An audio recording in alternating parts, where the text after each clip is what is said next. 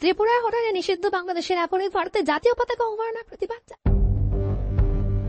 ব্যবসায়িক ক্ষতির শঙ্কায় বাংলাদেশি নাগরিকদের ওপর জারি করা হোটেল নিষেধাজ্ঞা প্রত্যাহারের ঘোষণা দিয়েছে ত্রিপুরার হোটেল ও রেস্তোরাঁ মালিকদের সংগঠন।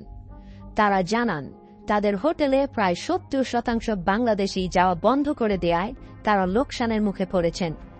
বৃহস্পতিবার ৫ December all Tripura hotel and restaurant owners association এক বিবৃতিতে জানিয়েছে, মেডিকেল ভিসাধারী বাংলাদেশিদের তাদের হোটেল ও রেস্তোরাঁয় আতিথ্য দেওয়া হবে।